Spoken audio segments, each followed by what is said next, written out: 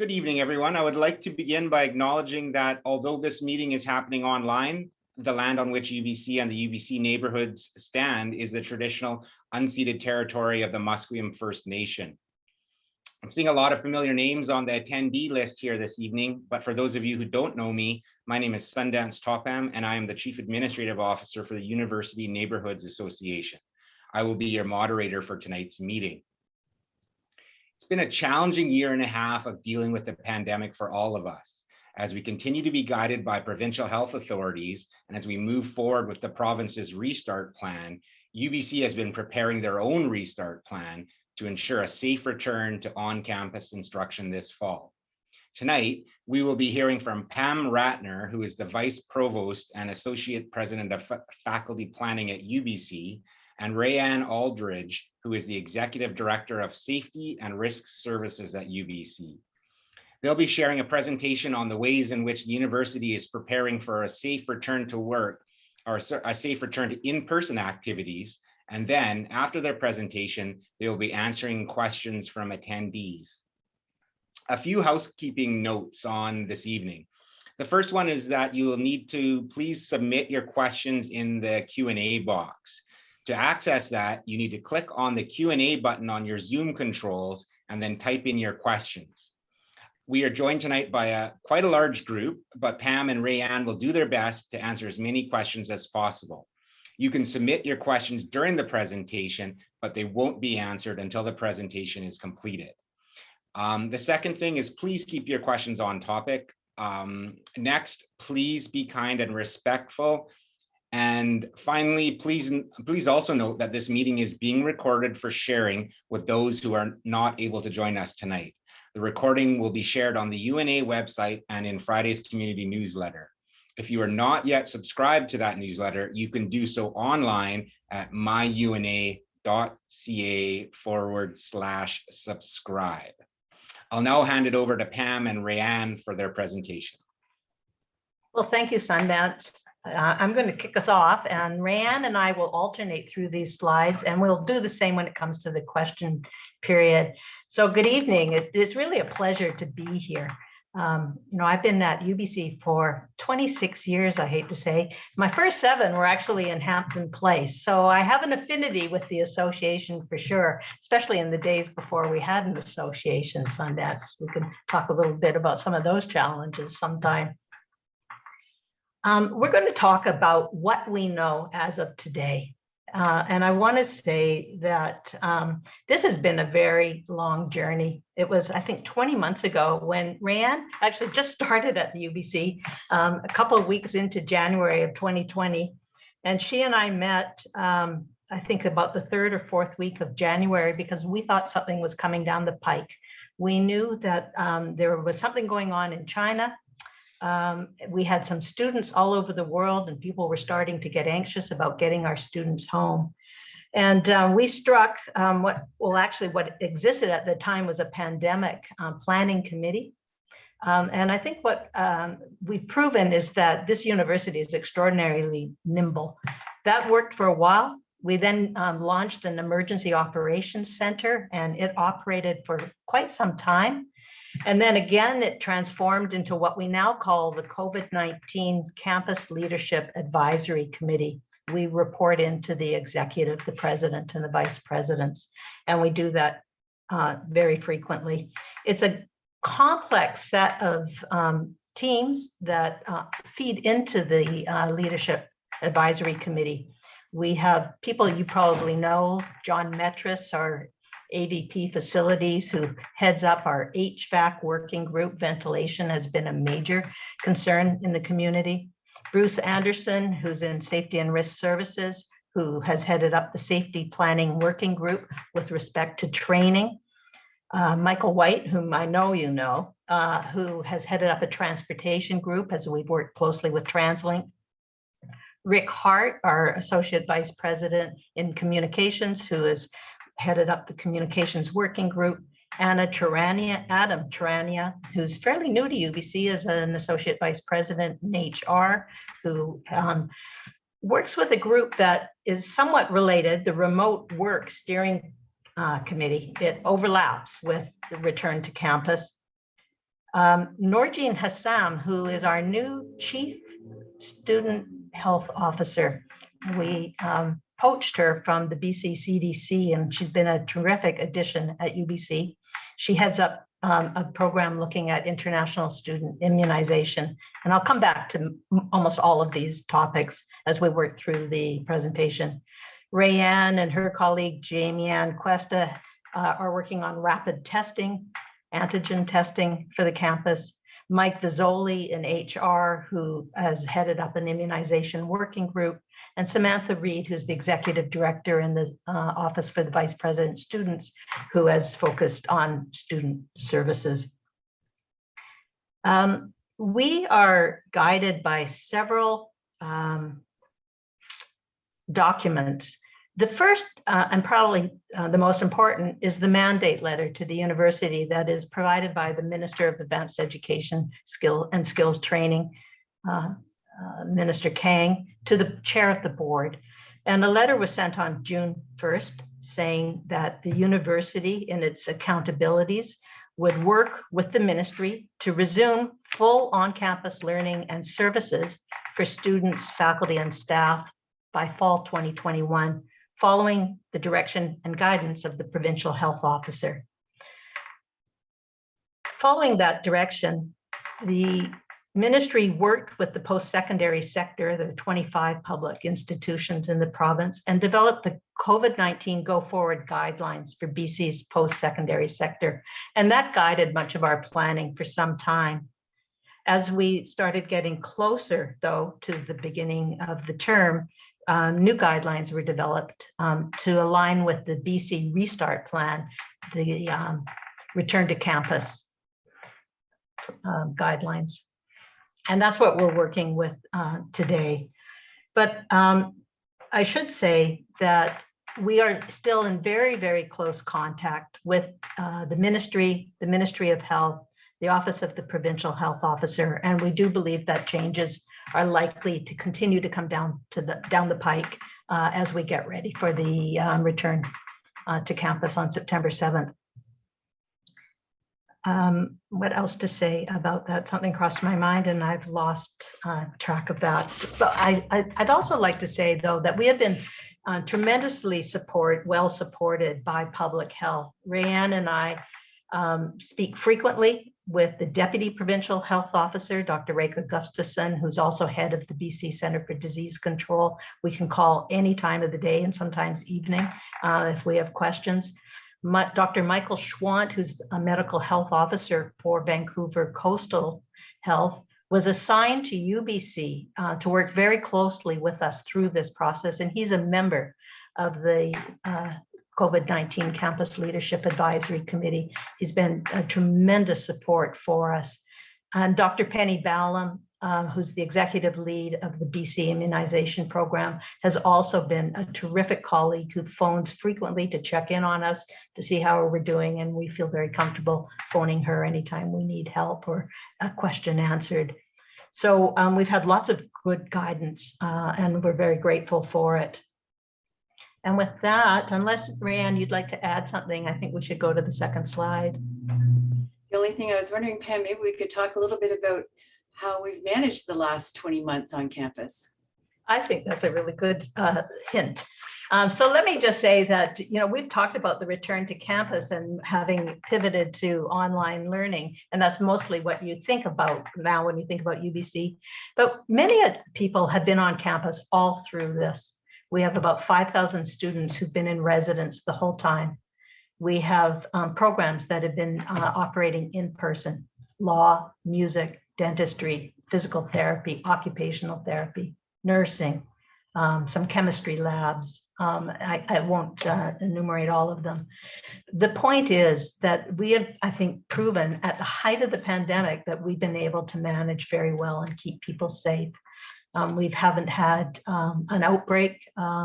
We've had a few small clusters that were contained very quickly, in large part because of our close relationship with public health and our rapid testing program that's here on campus. And so I know that there's anxiety, and I suspect when we hear from you that you're going to express some anxiety about whether we can do this. And I think we've proven that we can at the worst of the pandemic.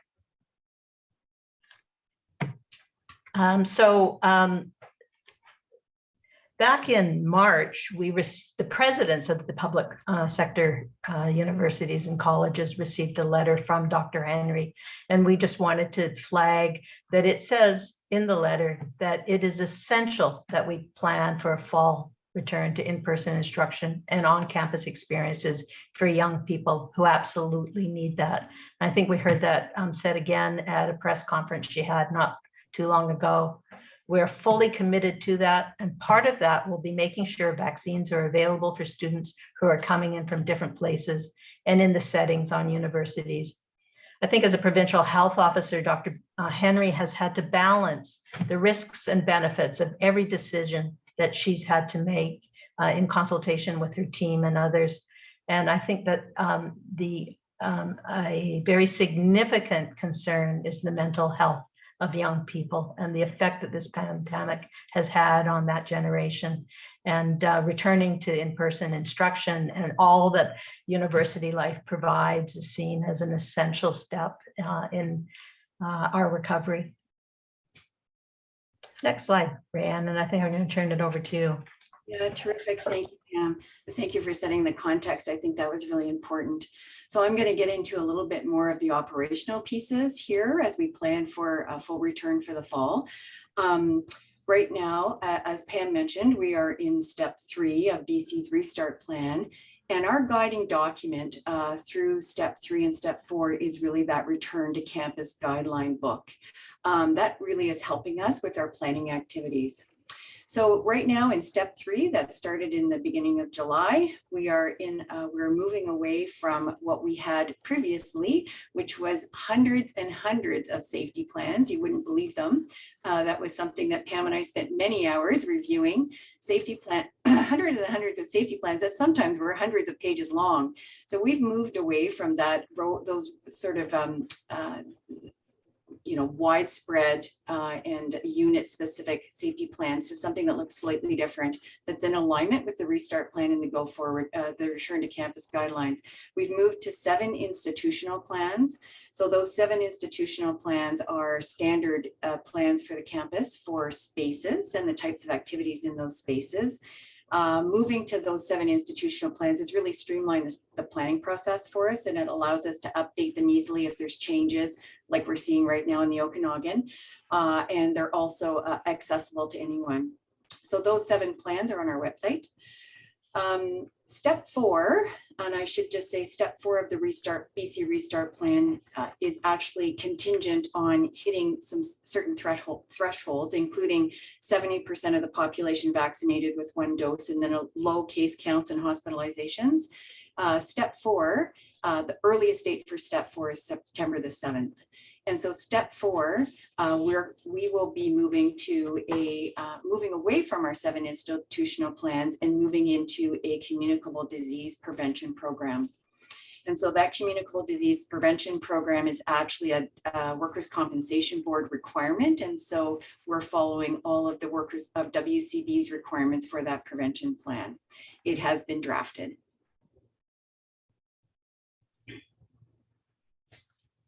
So what we expect in the fall is that there's going to be some core measures that they're expected to remain in place, and we need to rely on those to ensure that everyone continues to do their part to ensure a safe campus. And so the first one, of course, when we talk about core measures is vaccinate. So any opportunity we get, we talk about how important vaccination is. Our president has gone out a number of times messaging the importance of vaccination, and we continue to encourage. We also talk about the other requirement is staying home if you're ill. So that's an important piece that all of our campus community expected to adhere to. Practicing proper respiratory etiquette, practicing good hand hygiene are also important. And the other one is performing this daily self-assessment. And so all students, faculty, and staff must continue to perform their daily self-assessment. We're no longer required to document those, but we've provided an easy tool for folks to use with our new UBC Vancouver Safe app. And on there is the self-assessment tool.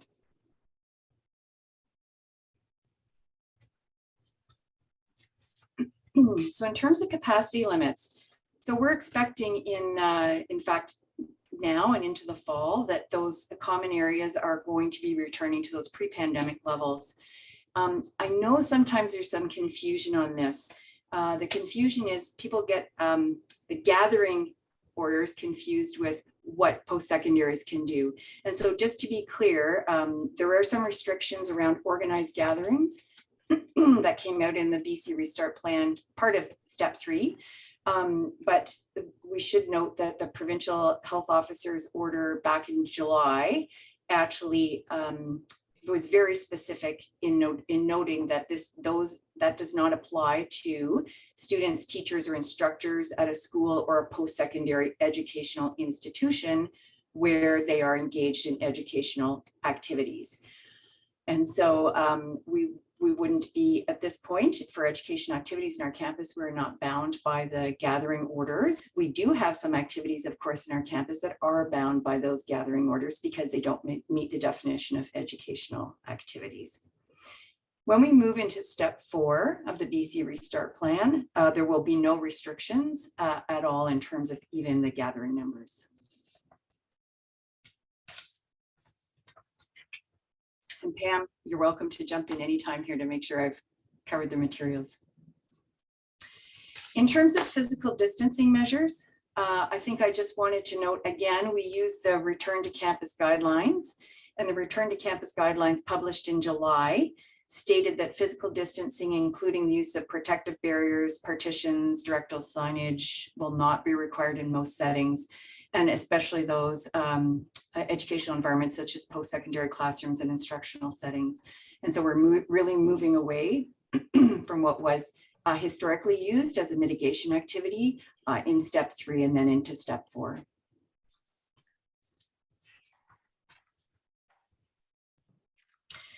Non-medical masks. So I'm going to circle back to a comment that Pam had earlier, is what we know today. So we are now in step 3. And for step 3, we know that non-medical masks are recommended in indoor places for all people 12 and older that have not been fully vaccinated. So that's where we are on campus right now. That's our signage, and that's what we're following in step 3. We do know in step 4 that masks in indoor settings will be a personal choice. So again, if we can meet the step 4 requirements on September 7th, we'll be moving to that. But I will say, and as you might have, if you had the pleasure of watching the president's message last week, there is dialogue happening on this topic. And so we expect that there may be some announcements or some changes happening.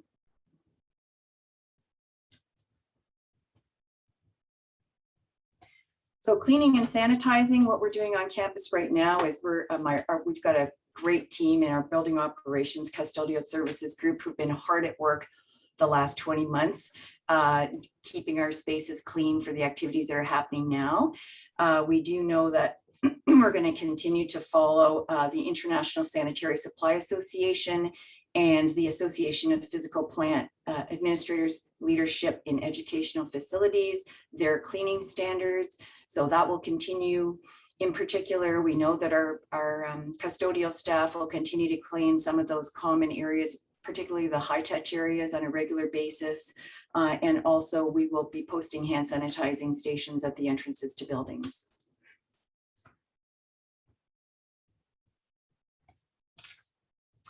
I think Pam mentioned this earlier. We know that ventilation has been a concern for our community. And if a number of months ago, we struck a HVAC, a heating, ventilation, and air conditioning working group out of facilities, and they've just been doing tremendous work for the last few months.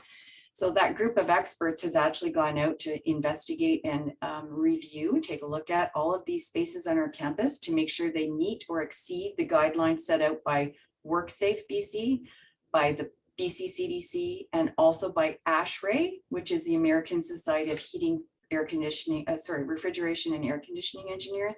They are sort of our best practices standards, and that's the standard that our group has been out evaluating spaces against. In a nutshell, there's a few things they've been looking at doing. So they're looking at increasing some of that ventilation and outdoor air in some of those spaces, improving air filtration, enhancing maintenance and some upgrades also to some of those systems. And they've also started now to do some air monitoring. And so when we looked at classroom spaces in particular, they went into each of those spaces to do an evaluation. And we are so fortunate. They're right now, in fact, on the facilities website, if you want to go take a peek, you can actually pull up classrooms and it will tell you if where they have they been evaluated and have they met the standard. And so when they did the evaluation, they found over 875 of our classroom spaces all met the standard and are now actually available for use at pre-pandemic capacities. There was a few that we needed to go back and do some additional work in order to prep them for the fall. And there's a very limited number, less than 20, that we actually pulled out of the classroom availability so that we can go back in and do some additional research on. We're just going back to do some more deeper dive on evaluating those few spaces. So Pam, I think this is where I get to hand it back to you. That's right. Thanks, Rayanne. This is a question that we're often asked. What happens when there is a case on campus? So let me say that all cases, as soon as the lab receives a result that's positive, public health at Vancouver Coastal Health is informed, and they reach out to the person who has been found to be carrying the infection. And they'll advise them about what they need to do to protect their health and to protect everyone they live with, whether they go into they do go into isolation. And they also take a very detailed history about where they've been, who they've been in contact with, and they take the names and contact information about those close contacts and the public settings that they visited and what they were doing in them. And then they set out to inform others that they have come into contact with somebody who has been diagnosed with COVID-19, and they advise them about what they need to do to protect themselves and the people they're in contact with, isolation, monitoring for symptoms, and so on.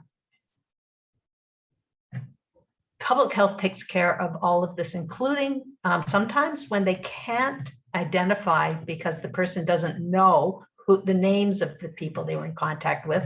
Let's say they were in a restaurant or a bar. Public health will inform the public that there's been an exposure and that people should monitor for symptoms.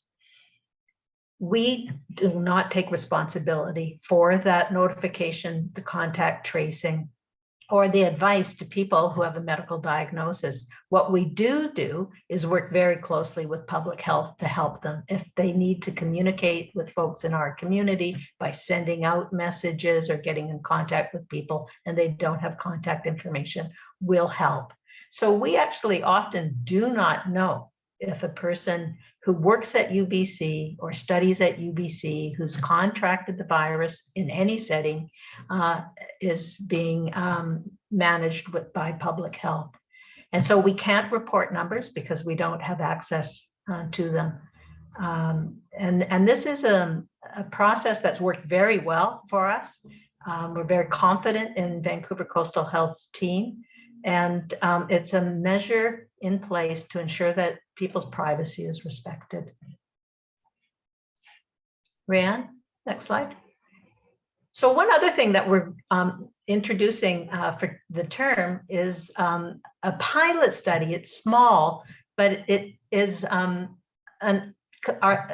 providing us with a means of monitoring our wastewater, our sewage that's being produced in a couple of our student housing residences. Vancouver Coastal has been doing this with the Iona sewage plant and team and some researchers at UBC actually in civil engineering. And they have found that there is a correlation between detection of the COVID-19 proteins in the wastewater and the known incidence or prevalence of the infection in the community. So this might be a warning sign for us that undetected cases are present in student housing or amongst the staff who are working there. And if so, what we can do is communicate to everyone associated with the residents that they ought to go over to our rapid antigen screening clinic, which we'll speak more about in a minute, and get tested. So they might not have symptoms, and that's the trick with this virus. But so if we detect that it might be present in the residents, we can get people screened. And then again, if they have a positive screening test, they would have a confirmatory test done by the lab. Dr. Mark Romney, who is managing the lab at St. Paul's, has been a tremendous support. We've had a couple of positive results in the screening clinic. Some of them were negative. I'd say the majority, once positive, are actually confirmed to be positive. And he does all that within a couple of hours of us sending the sample to him. So it's worked very effectively and efficiently. And those people who are positive, again, public health will instruct them to self-isolate for the necessary period of time. Rayanne, next slide. So our vaccination drive, well, Rayanne spoke a little bit about it, about the encouragement that the president, that the faculty, that others have done to faculty, staff, and students to ensure that people participate in the vaccination program. As a result of intervention at the government level, UBC is committed to providing employees up to 3 hours of time off without loss of pay so that they can get their doses of vaccine. And we have housed a clinic on campus in the Pharmaceutical Sciences building. I know some of you might have wanted to be vaccinated there. I did hear some complaints. It was a small facility. We had one. I think that's the upside. These were clinics that had to have social distancing in place, and a certain number of stations could be used or placed in that environment and no more. And so it wasn't perhaps as big as we wanted, but it was convenient for some. We're going to continue this, and we're moving the clinic over to the Life Sciences Center in the atrium. It's going to be open again to the community. It'll use the registration and appointment system that the province established, but they're also now accepting drop-ins. If you need a second dose, you can pop in there. It's opening on August 26th. And we're communicating again very closely with all incoming students that it's available if they need to be vaccinated or get a second dose. I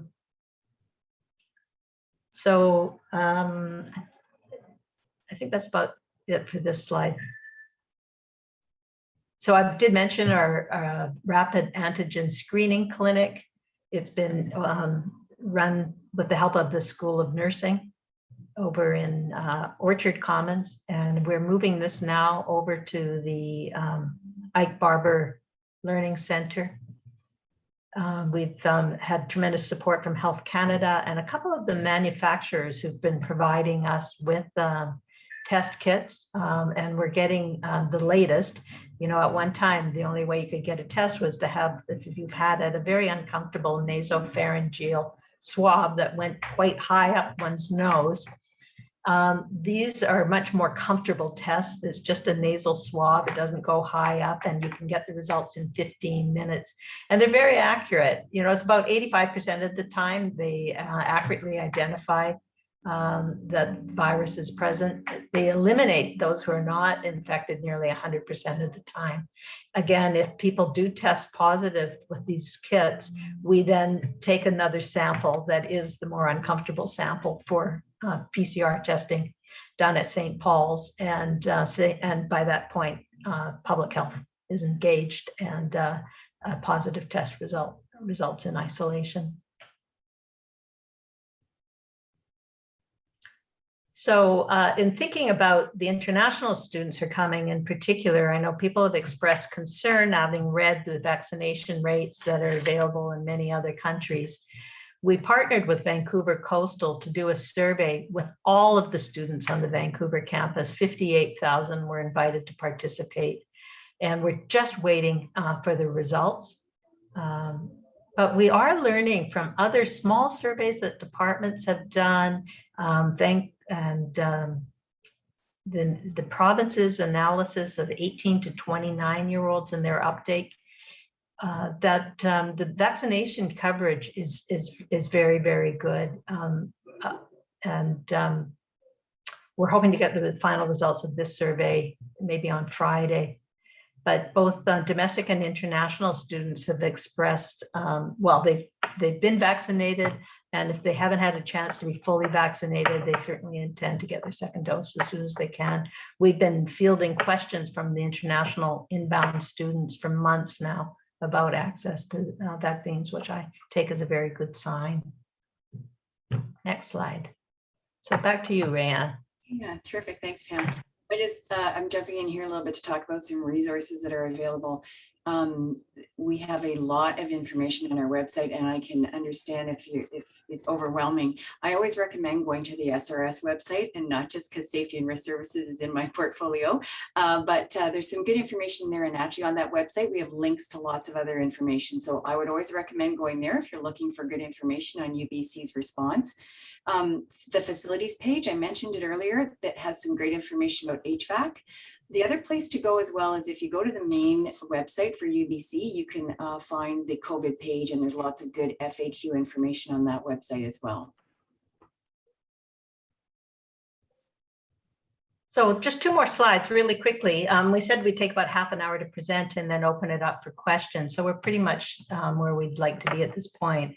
I just wanted to say about enrollment, that is, we're expecting the same enrollment as last year. It'll be about 46,000 undergrads on the Vancouver campus.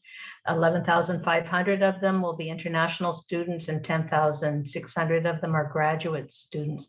I do want to flag, though, that some of our international students are having difficulty arranging to arrive in time for the start of classes. Travel has been disrupted. As you know, students from India can't fly directly to Canada. Study permits have been delayed for some, although I have to say that the Ministry of Immigration, Refugees and Citizenship Canada have been terrific in supporting us. I had an opportunity to meet with the minister not long ago, and they had advised students that if they got their materials in by May 15th, they would have their study permits by August 6th, and they met that goal. We're extraordinarily grateful for the work that that team has done. Next slide. And in student housing, as I said, we have about 12,500 beds right now in 14 residences. We've had about 500 students living with us all through this period this year. We will be up to 100% occupancy come September. The demand was great. We can't accommodate everyone who'd like to live in student housing. We have set aside some of the beds in case we do need to isolate students. And we've had a very effective system for doing that, where food is delivered and people check in on the students. That you can imagine being in a small room for 2 weeks. It must be very challenging, but the students have done that. The students who are coming in from out of country, if they're not fully vaccinated with Canadian approved, Health Canada approved vaccines, will have to quarantine. And at that, I think we can close the slide deck, Rayanne, and turn to the questions. So thanks for that. I hope that was helpful. That's perfect. Thank you both for that. That was very informative. So we've received some questions during the presentation. So I'll open up the question and answer here and sort of go through and see what we have. So the first question is Campus Rapid Testing Clinic available for UNA residents or only for people affiliated with UBC? I'll take that question. Great question. Right now we are limiting it to our UBC affiliated folks, so our faculty, staff, and students only. Okay, perfect. So the next question says, you included a quote from Dr. Schwant about modeling, suggesting that COVID transmission will not reach levels of previous waves. The question says, the current case count vastly exceeds modeling from earlier this summer. And when did he say this? You know, it crossed my mind too, because I saw some modeling today from some of our specialists at UBC. And the modeling is not looking as promising as when he said that so it is modeling, and it was based on an assumption that no changes are going to be introduced. But I suspect, and if I were a gambling person, I would bet that we are going to see some changes and some requirements that aren't currently in place before September 7th. Okay, perfect. Thank you very much. The next question is, at what capacity will UBC's residences be operating in the fall? 100% apart from those few, not few, but some beds that we'll set aside if we need to isolate people. We can't isolate in this shared accommodation. Okay. Great. The next question is the UBC Vancouver Safe app available to UNA residents? Yeah, the app is in the App Store and anybody can download it. For sure, it's available. Okay, perfect. Thank you.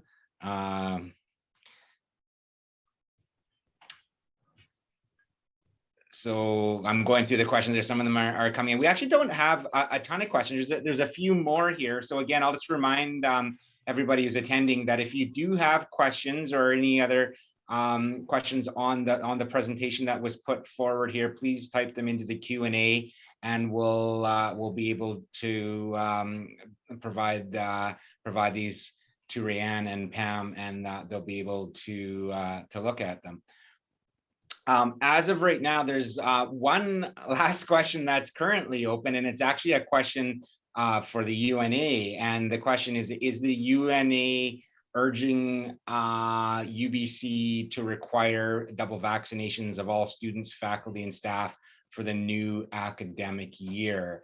And I can answer that in so much as that the UNA board has not chosen to lobby UBC in their planning processes for the return to in-person activities at UBC. They've been leaving the UBC planning up to the UBC folks itself. And currently, we do not have any more questions that are in the queue. So, so again, some of these things, there's a difference between comments and questions. So this one that came in is not a question, so that can be moved on. But we will open it up to a couple more questions if you have some. Okay, here's one here. What contingency plans are there in place in case we don't make it to step 4 on September 7th? It's an important question, and I think it comes about in part because of this issue that Rayanne raised. The major difference about step 3 and step 4 is around organized gatherings. They're currently in step 3 in indoor organized settings, limited to 50 people or 50% capacity, whichever is greater. In step 4, that changes to increased capacity at large organized gatherings like a concert. That change doesn't apply to educational activities. Organized gatherings are not included in that. And in the provincial health officer's order, it's very clear what the exemptions are. So K-12 schools and post-secondary institutions are allowed to have the classes fully occupied for educational activities. Now, we might not be able to have concerts in the Chan fully occupied in step 3. If we get to step 4, and it's an if, it's based on criteria, then we could fill the Chan. So those are the differences. But given that educational activities aren't affected by the change, we are not in need of a contingency plan. We can go forward as we plan now and offer our programs, fill our residences and so forth. So we get to go to step 4 if more than 70% of the 18 plus population is vaccinated with 1 dose, along with case counts and low hospitalization rates being in place. So we'll have to wait to see if Dr. Henry and team believe that we've achieved those thresholds before we learn if we can move to step 4. But again, we can function in step 3 the way we plan now. Okay, no, that is great. Thank you for that important information. The next question we have is that if there are new guidelines coming from the provincial health officer, when will UBC inform UNA residents in regards to revisions to their plans? You know, Sundance, I think both of all 3 of us could play a part in this, because I don't know how UBC typically communicates with you. I imagine that many members of the UNA watch the president's blog and his videos and those and are associated with the university and get communication that way. If an order or guidance is introduced, we'll react immediately. And place measures in place effective as we're required to when orders are issued by the provincial health officer. I imagine that you have a relationship with campus and community planning and who update you, and that you then update the members. Is that how you would see it?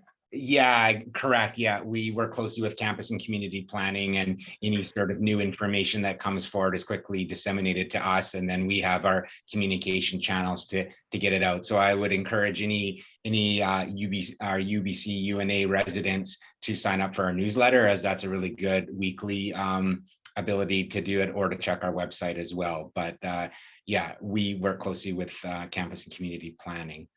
So the next question is, what if you cannot take the vaccine for medical reasons? Well, we've been advised that there are very few instances when someone can't. Some folks might have allergies to the mRNA vaccines and can't take those. And the AstraZeneca might be not an appropriate vaccine for some with other medical conditions, but it shouldn't be that prevalent. You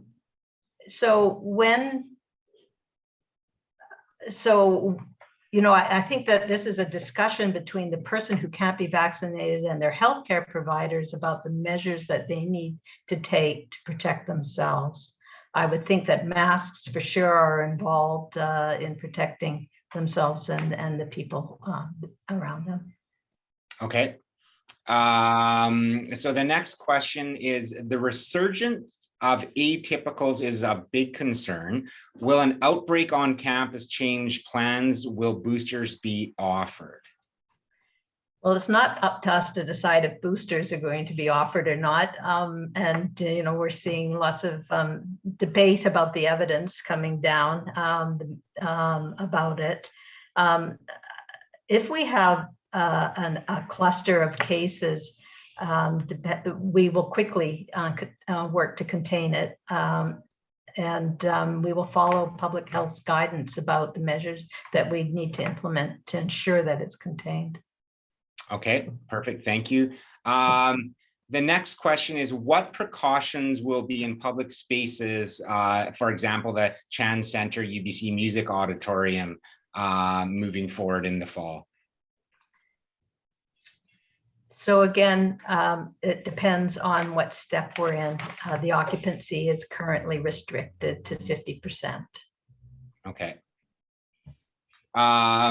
So the next question, probably more for us, the question is, whom is responsible for overseeing the restart and safety of UNA villages and non-UBC affiliated residents of UBC? And my sense is that they're talking about items such as the Westbrook Community Center and the Old Barn Community Centers, and those would fall under the jurisdiction of UNA.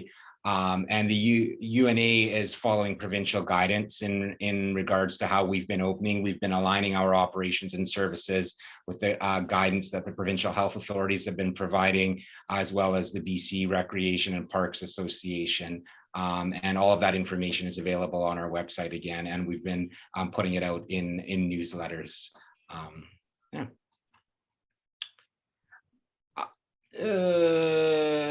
This next question, I'll read it out, and I don't know if we can answer it. It says, it seems no particular measures are in place or planned for UNA residents. Is this correct? So I'm not too sure if that's directed for UBC, for you, Pam and Rayanne, in regards to stuff that UBC is doing for UNA residents. That's how I read the question.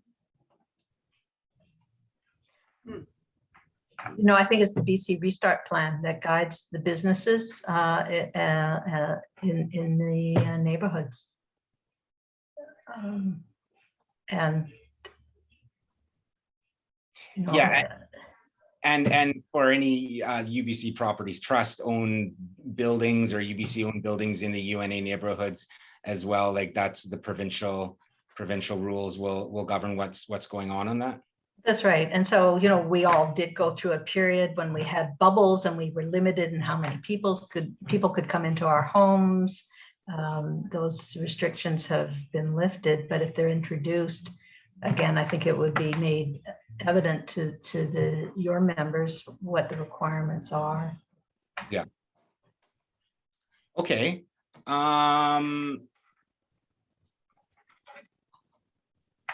Okay, so a couple more questions here. The first one it says, I live in the UNA area. We have a number of UBC students living in our building. Will our council, I'm assuming it means Strata Council, be informed if a student contracts COVID so that we can take extra precautions? I think that was answered in the presentation already in terms of what happens when someone contracts COVID, but I'll let you answer it. Yeah, I think Pam spoke about that one quite in depth, and I think that we don't share medical information, of course, so the none of that would be shared. If there was a circumstance where they thought that other folks in the building may have been exposed, they would then there might be some communication via by the medical health officer and the contact tracing pod that may be required, but otherwise no information would be provided. Okay, perfect. The next question is remote learning still an option for students? So we are offering about 1,000 sections this term. About 1,000 of them are being offered online. And we're just now working through the data that we received. I think the survey closed on Friday or Monday. We surveyed all of the international students because we were concerned that they might not be able to all get here on time. And so we have a sense of how many are still struggling because they don't have permits or they can't get flights scheduled, and what sections or courses they're in. And so the faculties and the departments are working through whether they can add more online courses if there are sufficient numbers. I have to say it's challenging because it's spotty. There are 2 students in this course, you know, 1 student in that course. And so for those students, they might have to take different courses or take a lighter load if they can't get here. But there might be other paths to them keeping up until they can get here that doesn't involve online streaming of the classes. So it's happening at the departmental level. We're trying our best to accommodate these students. Of course, we want them to be with us. And of course, we want them to complete their programs in a timely fashion. It's challenging. Yeah, thank you very much, Pam. It's interesting. One of the things everyone's paying attention to the news and following various institutions around the country, and there's different messaging and different processes coming from lots of different types of entities, and things popping up about vaccine passports and you name it. So one of the things that people are being inundated with is different sort of options or different institutions doing things differently. One of the questions that we've received says, why not follow what the U of C, I'm assuming it means University of Calgary, is doing? And I'm assuming that you're in touch with other educational institutions across the country, and you might be able to answer that question. I don't have enough background to know exactly what that means. I don't know, Pam, do you want to talk about? Well, sure. Let me say, it's an interesting idea. I think I know that it's under discussion between the presidents and government. We have different jurisdictions, and we are governed under different legislation. Both the University Act and the Public Health Act is unique to every province, and the context of the pandemic is different, and vaccination rates are different in the provinces, and so all of that has to be factored into the decision making. But I have to say that many people have been impressed with the approach that Alberta has taken. And for those who might not know exactly what University of Calgary is doing, maybe could you elaborate on that a little bit? Me being one such person. Sure, Freya. Yeah, I was going to pull up the email to get it right, Sundance, but they're moving to a system of folks who are not fully vaccinated to rapid testing. Got it. I think that's the big piece. Yeah.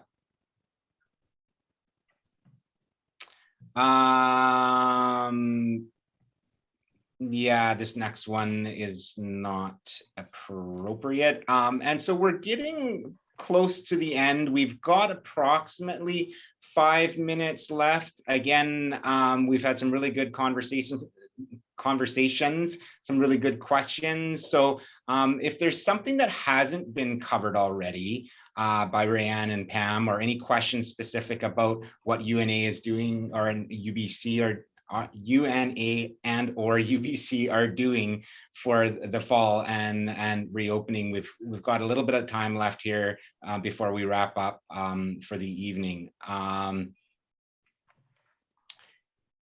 is not a question either. So unless anybody has anything now, I'd just first off really like to thank both Pam and Rayanne for coming and making themselves available to present this important information to the UNA residents. Obviously, a big topic, and something that, as you've both made aware, if things change over the next while, there'll be new information that will be coming out at that point in time. So we hope the information that was provided tonight has been helpful to the audience. And again, a reminder that a recording of this meeting will be available tomorrow on the UNA website, which again is myuna.ca. And we will also be distributing a link through the UNA community newsletter on Friday. Again, thank you both for attending. Thank you. It's a pleasure to be here, and Sundance, we're happy to answer any questions, provide information that we might have if it's of use to you and your community. Perfect. Thanks again, and thanks everyone for attending there. We appreciate your interest, and have a great evening. Thank you. Take care, everyone. Bye-bye.